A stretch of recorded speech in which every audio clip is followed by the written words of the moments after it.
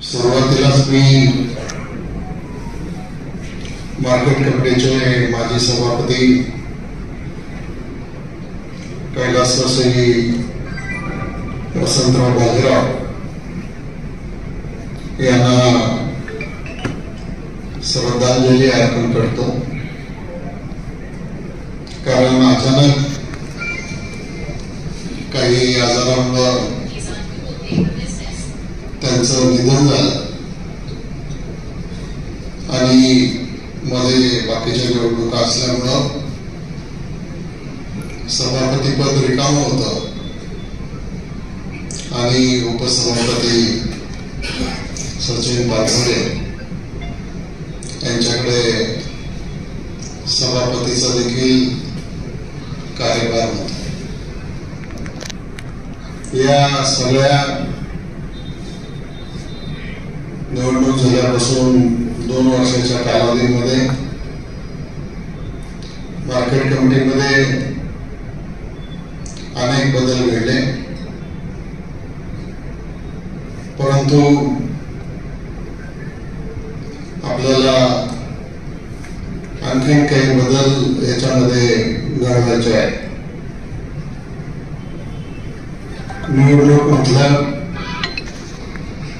की अनेक लोकांची अपेक्षा असते की आपण त्या पदावर काम करावं,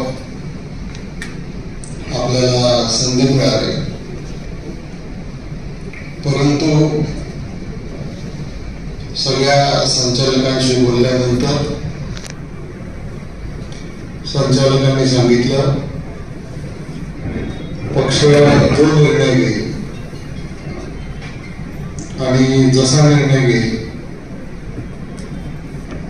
त्याच्याशी आम्ही सहमत आहोत। शेवटी सगळ्यांनी हे लक्षामध्ये ठेवलं पाहिजे की आपण कुठल्याही संस्थेमध्ये जरी गेलो तरी आपण पक्षामुळे तिथे गेलेलो आहोत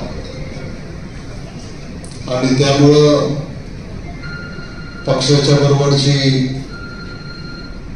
एक आस्था ही सगळ्यांच्या मनामध्ये असायला पाहिजे। आणि माझी खात्री आहे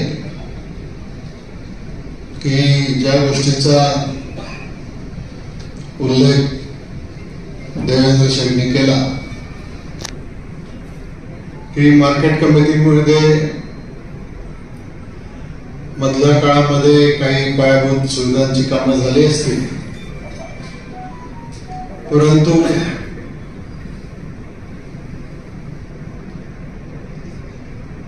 मला वाटतं आधी प्रकाशराव तुम्ही होता ना सभापती, तुम्ही जेव्हा सभापती पद सोडलं त्यावेळेला किती पैसे होते मार्केट कमिटी? 9 कोटी रुपये होते। आणि नंतर असलेले पैसे खर्च करून काही सुविधा करायचा प्रयत्न आधीच्या लोकांनी केला, परंतु बाजार वाढला पाहिजे, व्यापार वाढला पाहिजे आणि शेतकऱ्यांना चांगल्या सुविधा दिल्या पाहिजे। संचालक मंडळाने तसेच निर्णय घेतले पाहिजे आणि व्यापाऱ्यांनी देखील शेतकऱ्यांच्या हिताचा निर्णय घेतला पाहिजे। कुठल्याही प्रकारे शेतकऱ्यांची पिळवणूक होणार नाही, शेतकऱ्यांना चुकीच्या गोष्टी सहन कराव्या लागणार नाही, अशाच प्रकारचं व्यापाराचं सूत्र हे